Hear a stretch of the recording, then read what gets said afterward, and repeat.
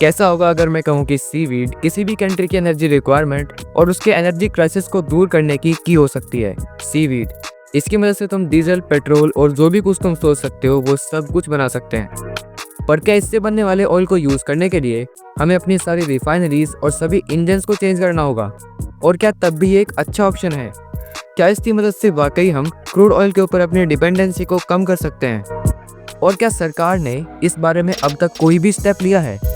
इन सारे प्रश्नों को हम डीप में डिस्कस करेंगे। बस तुम चैनल का नाम याद रखना, प्रश्न लैब। इन सब बातों को सुनकर तुम भी यही सोच रहे होंगे कि हम सीवीड तो सुन रहे हैं, पर ये सीवीड होता क्या है? तो समझो, सीवीड एक प्रकार की एल्गी होती है जो पौधों जैसी दिखती है और वो पानी में पाई जाती है। रुको, वीडियो छोड़कर मत जाना। ये साधारण वाली एल्गी नहीं होती है जो तुम सोच रहे हो, ये उससे कुछ अलग है। एल्गी के भी कई प्रकार होते हैं। मैं तुम्हें कुछ मेन के टाइप बताने वाला हूँ जो क्रूड ऑयल की प्रॉपर्टीज मैच करने में सक्षम है। तो ये रहे इनके टाइप्स। और इन तीनों टाइप्स के अलावा एक टाइप और है जो सीवीड तो नहीं है पर इससे कहीं ना कहीं रिलेट करता है, माइक्रो एल्गी। सीवीड का नंबर 1 और सबसे अच्छा एग्जाम्पल है ब्राउन एल्गी।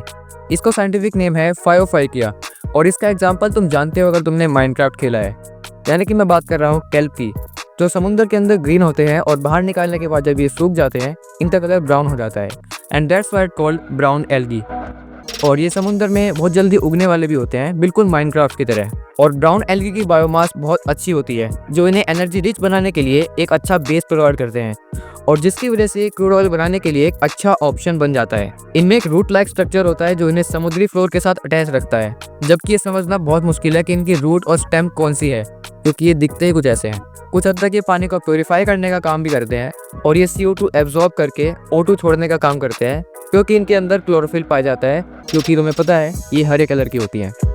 कोस्टल एरिया में इनका प्रोडक्शन बहुत अच्छे तरीके से किया जा सकता है, जिसकी वजह से भारत के पास एक अच्छी खासी अपॉर्चुनिटी है और इसीलिए ये सबसे अच्छी चॉइस बन जाते हैं क्रूड ऑयल के लिए। पर अंडर वाटर्स इनके इकोसिस्टम्स भी होते हैं जो दुनिया के सबसे बड़े इकोसिस्टम्स हैं, जिनको डिस्टर्ब करना मतलब तो इन्हें ज़्यादा परेशान नहीं कर सकते।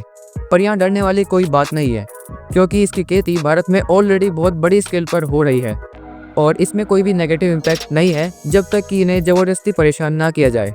जैसे कि इनकी कॉलोनी में से बहुत सारी सीवीड को एक साथ निकाल लेना बिना उन्हें उगाए।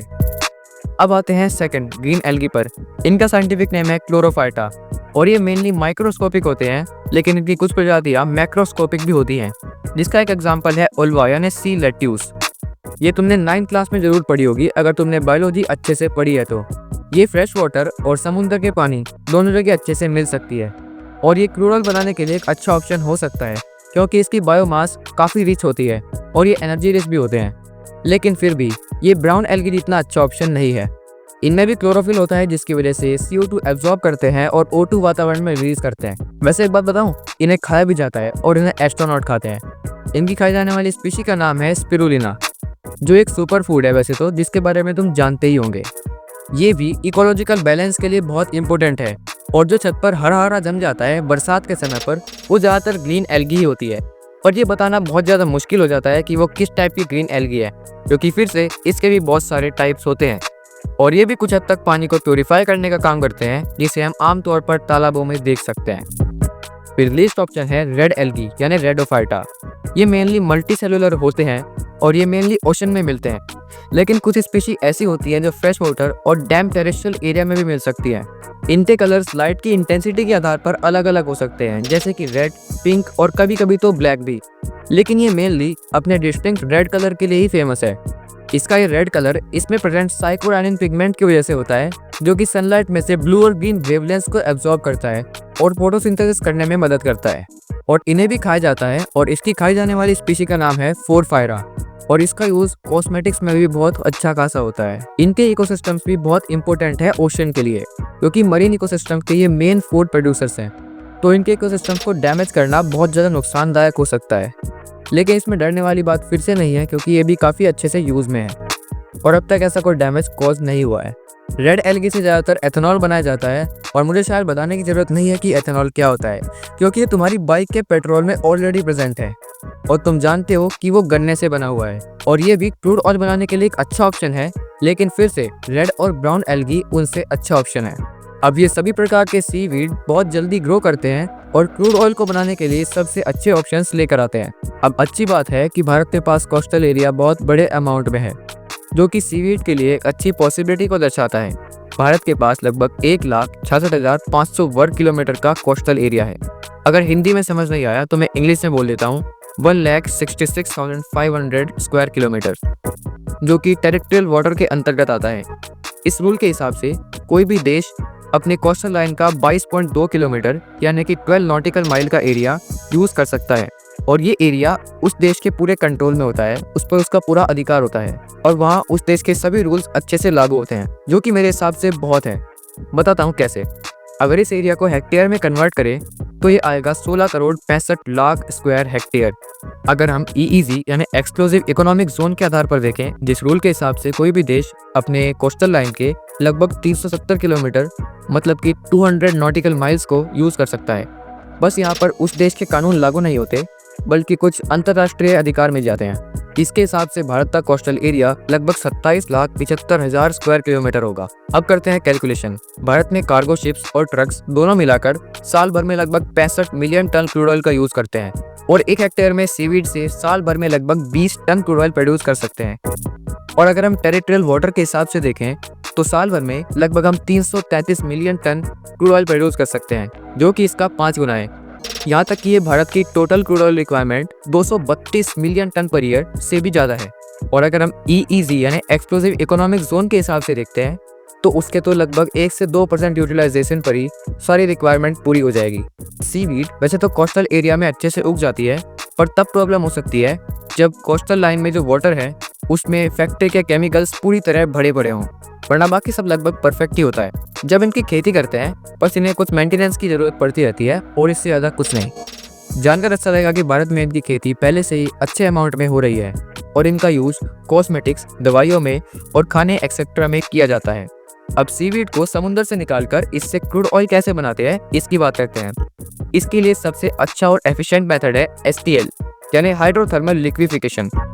STL एक एडवांस थर्मल बायोकेमिकल प्रोसेस है जो सीवीड बायोमास को क्रूड ऑयल में कन्वर्ट करता है, जो इन 7 स्टेप्स में पूरी होती है।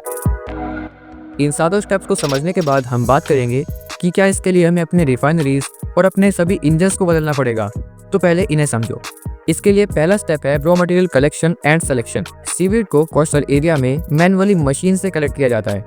फ्रेश सीवीड ज़्यादा सूटेबल होती है क्योंकि इनमें हाई मॉइस्चर कंटेंट होता है, जो STL रिएक्टर में फ़ायदेमंद रहता है। फिर जो मैंने तुम्हें बताए थे कि इनके टाइप्स होते हैं, उन टाइप्स को सिलेक्ट किया जाता है। एल्गी स्पीशीज का सिलेक्शन उनके बायोकेमिकल कंपोजिशन के आधार पर होता है, क्योंकि ये STL प्रोसेस में बनने वाले क्रूड ऑयल को डायरेक्टली इम्पैक्ट कर सकते हैं। दूसरा स्टेप है क्लीनिंग एंड ड्राइंग। कलेक्ट किए हुए सीवीड को हम पहले क्लीन कर लेते हैं, क्योंकि इसमें कई बार सॉल्ट और कुछ कंकर पत्थर आ जाने की वजह से STL रिएक्टर में जाने के बाद ये उन इम्प्योरिटीज की वजह से एफिशिएंसी को कम कर देता है और हमारा क्रूड ऑयल कम प्रोड्यूस होता है। और इस STL प्रोसेस में इस सीवीड को ड्राई करने की हमें ज़रूरत नहीं होती है, ये ऑप्शनल है। अगर हमें इसे ज़्यादा लंबे समय तक रखना है तो हम इसको ड्राई करेंगे, वरना नहीं करेंगे। तीसरा स्टेप है uniform particle size creation. Seaweed का साइज छोटा और यूनिफॉर्म होना चाहिए, जिससे हमारी रिएक्शन फास्ट और एफिशिएंट हो सके। इसके लिए सीवीड को छोटे पीसेज में यानी 1 से 2 सेंटीमीटर में कट कर लेते हैं, और फिर इसे और फाइन बनाने के लिए हम इसे ग्राइंडर में डाल देते हैं, जो कि इन पीसेस को ग्राइंड कर देता है और सीवीड का सरफेस एरिया बढ़ जाता है, जो फिर सुपर हीटेड वाटर और सीवीड के बीच इंटरेक्शन को इम्प्रूव करता है। इंटरेक्शन का मतलब है बेटर हाइड्रोथर्मल रिएक्शन और ज़्यादा क्रूड ऑयल का प्रोड्यूस होना। इसमें चौथा स्टेप है मॉइस्चर कंटेंट एडजस्टमेंट। सीवीड वैसे नेचुरली मॉइस्ट होता है, जिनमें 75 to 90% वाटर ही होता है। STL में हाई मॉइस्चर कंटेंट एफिशिएंट काम करता है, क्योंकि इस प्रोसेस में वाटर ही रिएक्शन की मीडियम की तरह काम करता है। अगर सीवीड ड्राई होती है तो उसमें STL रिएक्टर में डालने से पहले कुछ वाटर ऐड किया जाता है, जिससे मॉइस्चर कंटेंट 80 to 90% मेंटेन हो सके। मॉइस्चर कंटेंट को ऑप्टिमाइज रखना जरूरी है, क्योंकि ज़्यादा मॉइस्चर एनर्जी कंजप्शन बढ़ाता है और कम मॉइस्चर इनएफिशिएंसी कॉज करता है, जिससे क्रूड ऑयल कम बनता है। इसका 5वां स्टेप है प्री ट्रीटमेंट। वैसे तो ये ऑप्शनल होता है, लेकिन इसको अगर करते हैं तो ये काफ़ी इफेक्टिव होता है। इसका यूज़ मैं बाद में बताने वाला। प्री ट्रीटमेंट का एम है सीवीड के कॉम्प्लेक्स कंपाउंड्स जैसे प्रोटीन्स और कार्बोहाइड्रेट्स को ब्रेक करना, ताकि STL प्रोसेस स्मूथ और इफेक्टिव हो सके। ये कुछ कॉमनली यूज STL प्रोसेस में यूज होने वाले प्री ट्रीटमेंट्स हैं, जिसमें केमिकल प्रोसेस में पॉलीसैकेराइड्स को ब्रेक करने के लिए एसिडिक मीडियम का यूज़ होता है, और प्रोटीन्स को ब्रेक करने के लिए एल्कलाइन मीडियम का यूज़ होता है। इसके बाद हम सीवीड को 50 से 100 डिग्री पर हीट करते हैं, जो कि थर्मल ट्रीटमेंट होता है। और एंजाइमेटिक प्री ट्रीटमेंट में हम सीवीड के कॉम्प्लेक्स कंपाउंड्स को एंजाइम्स के थ्रू तोड़ते हैं, जिसमें वो शुगर्स और अदर थिंग्स में कन्वर्ट हो जाते हैं। इन तीनों प्री ट्रीटमेंट्स के बाद ये हमारी सीवीड जो है ये काफी हद तक रिएक्टिव हो गई है। रेडियोएक्टिव नहीं, रिएक्टिव, यानी एचटीएल रिएक्टर में अच्छे से रिएक्ट करने वाली है और सीवीड से क्रूड ऑयल बनाने के लिए अब रेडी है। और इसका छठा स्टेप है कंपोजिशन एनालिसिस, यानी कि इसमें हम एनालाइज करते हैं कि हमारे जो कंपोजिशन है उसमें कहीं गलती तो नहीं है। एचटीएल प्रोसेस से पहले फीड स्टॉक का केमिकल कंपोजिशन चेक करना बहुत जरूरी है। इसमें मॉइस्चर कंटेंट 70 to 80% होना चाहिए और एस कंटेंट कम से कम होना चाहिए, क्योंकि ये कहीं ना कहीं रिएक्शन को स्लो कर देता है। फिर बायोकेमिकल कंपोजिशन में हम इनके लिपिड्स, कार्बोहाइड्रेट्स और प्रोटीन के रेशियो को चेक करते हैं, क्योंकि इन सब का रेशियो ऑयल यील्ड को डायरेक्टली इफेक्ट करता है। जितना ज़्यादा हाई लाइपिड कंटेंट होगा उतना ही ज़्यादा क्रूड ऑयल प्रोड्यूस होने वाला है। इसमें जो कार्बोहाइड्रेट्स होते हैं वो हमें लिक्विड हाइड्रोकार्बन्स बनाने में मदद करते हैं। इन सब कंपोजिशन को चेक करके हम बनने वाले क्रूड ऑयल के लिए रॉ मटेरियल को चेक करते हैं और उसमें पूरी स्टडी करते हैं कि कहीं गलती तो नहीं रह गई है। उसके पैरामीटर सेलेक्ट करते हैं और उसके लिए क्वालिटी कंट्रोल पर ध्यान देते हैं। फिर हाइड्रोथर्मल लिक्विफिकेशन के लास्ट स्टेप में एक कॉम्प्लेक्स स्टेप होता है जिसके थ्रू हमारा क्रूड ऑयल प्रोड्यूस होता है। हाइड्रोथर्मल लिक्विफिकेशन का लास्ट प्रोसेस एक कॉम्प्लेक्स सेपरेशन के जरिए होता है। इस प्रोसेस को समझने के लिए हमें ये स्टेजेस ध्यान में रखनी होंगी। एचटीएल रिएक्टर से रिएक्शन आउटपुट। एचटीएल रिएक्टर के अंदर हाई टेम्परेचर 200 से 350 डिग्री सेल्सियस के बीच और प्रेशर लगभग 10 से 25 MPa होता है, जिनके साथ सीवीड बायोमास को प्रोसेस किया जाता है। रिएक्शन के बाद एक मिक्सचर बनता है जो मल्टीपल कंपाउंड्स का होता है और इस मिक्सचर में मेन प्रोडक्ट होता है बायो क्रूड ऑयल और उसी के साथ साथ पानी और बाकी सॉल्युबल कंपाउंड CO2, मीथेन वगैरह सब उसी मिक्सचर में रहते हैं। इसकी दूसरी स्टेज में हम फेज सेपरेशन करते हैं, यानी रिएक्टर से मिक्सचर को निकाल के उसे अलग अलग फेज में डिवाइड कर देते हैं। रिएक्टर से निकले हुए मिक्सचर को हम कूल करते हैं जिससे फेज सेपरेशन हो सके। जो हमारा बायो क्रूड ऑयल है वो एक अलग लेयर बनाता है, क्योंकि एक ऑर्गेनिक लिक्विड है। वाटर और बाकी सॉल्युबल कंपाउंड्स इससे अलग हो जाते हैं।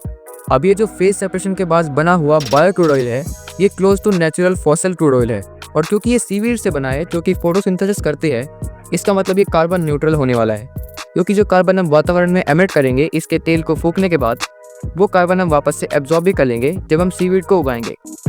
तो इसकी मदद से कार्बन साइकिल चलता रहेगा और ये कार्बन न्यूट्रल बनकर ही रहेगा और इस तरह हम कोई भी एक्स्ट्रा कार्बन वातावरण में एमिट नहीं कर रहे होंगे। अब जो तुमने 5वें स्टेप में सुना था, यानी कि प्री ट्रीटमेंट, उसकी मदद से हमने जो क्रूड ऑयल है ये close to natural crude oil बना लिया है, जिसका मतलब तो समझ ही गए होंगे। हम इसे डायरेक्टली अपने रिफाइनरीज में, जो सिंपल क्रूड ऑयल की रिफाइनरीज है उनमें डायरेक्टली यूज कर सकते हैं। हमें किसी इंजन को बदलने की कोई ज़रूरत नहीं पड़ने वाली है और हमारे पेट्रोल पंप्स उनकी स्टोरेशन टेक्निक, पेट्रोल, डीजल सबको जो का त्यों यूज़ कर सकते हैं और अपनी प्रगति जो हमने इतनी की है उसको वहीं से कंटिन्यू कर सकते हैं। अब ऐसा तो नहीं हो सकता कि हम पूरे देश की आवश्यकता इसी क्रूड ऑयल से पूरी करें, ऐसा पॉसिबल तो है, लेकिन फिर भी हमें घरों की इलेक्ट्रिसिटी और शॉर्ट डिस्टेंस व्हीकल के लिए सोलर पैनल से बनी हुई इलेक्ट्रिसिटी का यूज़ करना चाहिए। और जहां हमें ट्रांसपोर्टेशन का काम है, जैसे कार्गो शिप्स, ट्रक्स, जहां पर हम इलेक्ट्रिसिटी का यूज़ नहीं कर सकते एफिशिएंटली, वहां पर हम इसका यूज़ कर सकते हैं, क्योंकि हाइड्रोकार्बन्स में सबसे ज़्यादा एनर्जी होती है। अब बात कर लेते हैं कि क्या गवर्नमेंट ने इस तरफ अब तक कोई कदम बढ़ाया है, तो इसका जवाब है हाँ, कुछ स्टेप्स लिए गए हैं। भारत में नेशनल बायो एनर्जी मिशन और ब्लू इकोनॉमी मिशन जैसे इनिशिएटिव शुरू किए हैं जो सीवीड फार्मिंग और बायोफ्यूल प्रोडक्शन को सपोर्ट करते हैं। इसके अलावा गवर्नमेंट ने सीवीड कल्टीवेशन के लिए 2021 से 25 तक 640 करोड़ का एलोकेशन भी किया है। बस यही था इस वीडियो में। अब मिलते हैं नई वीडियो में नए टॉपिक की डीप स्टडी के साथ। तब तक के लिए नमस्कार।